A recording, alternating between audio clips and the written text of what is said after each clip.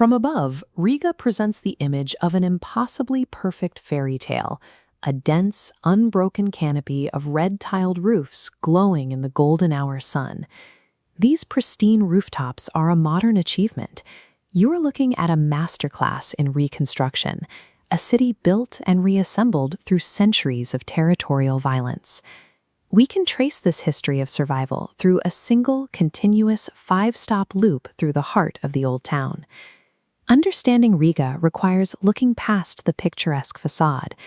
On the street level, the city functions as a living record of defiance. The Latvian National Opera serves as our starting point. Its grand neoclassical columns mark the city's cultural epicenter. The building has undergone 4 name changes since the 1860s, a direct reflection of the whiplash of 20th century geopolitical regimes.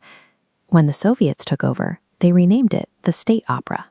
Decades later, workers discovered a secret cache of books and sheet music hidden inside the walls by the ousted Baltic Germans, who had treated the building as a time capsule for an eventual return. Right next door, Bastejkalns Park presents a sharp contrast.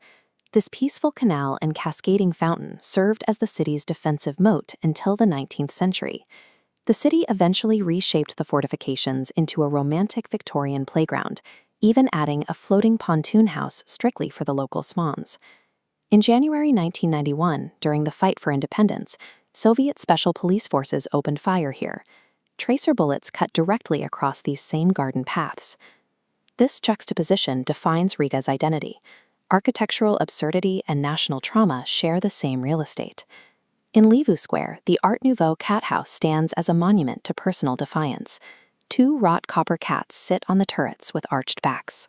Legend says a wealthy Latvian merchant placed these figures on his roof to insult the neighboring German guild after they denied him membership.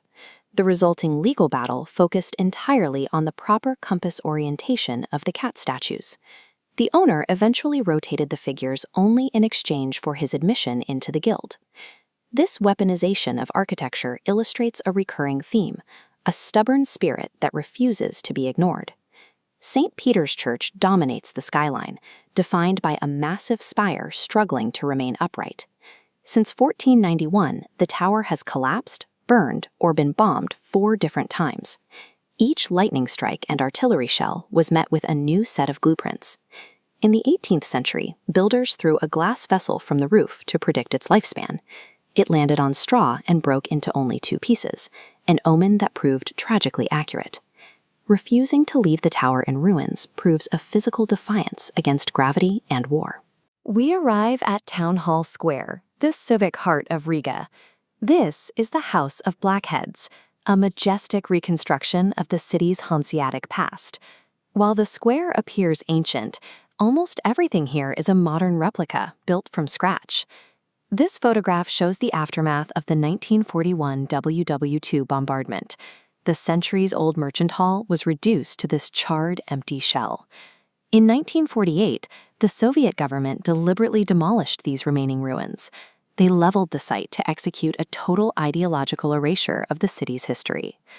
In the 1990s, the citizens funded a resurrection of the building. Thousands of individuals personally purchased symbolic bricks to finance the project. They fulfilled the prophetic motto carved into the facade centuries ago: "If I were ever to collapse, raise me up once again." Restoring the square stood as a rejection of ideological erasure. It became a physical manifestation of a nation refusing to let its history be overwritten. On the Daugava riverbank stands Riga Castle. Compared to the rest of the city, its aesthetic is plain and purely defensive. Built originally as a punishment, the castle has been conquered repeatedly and was even demoted to a Soviet youth club during the occupation. During a 2013 renovation, a catastrophic fire gutted the upper floors and ceremonial rooms, a tragedy that once again threatened a central national monument. The president returned to a rebuilt castle in 2016. Like the rest of Riga, the country's institutions share the resilience of the people. Viewed from the river, the Old Riga skyline is a mosaic of rebuilt trauma. Every landmark on our route tells a story of survival: the sliding bridge, the doomed tower, the erased guild hall, and the burning castle. Riga accepts destruction as a historical inevitability. Permanent architecture is not the goal here. The stone and copper are merely the current surface. Riga's endurance comes from a people who will simply keep raising it up from the ashes.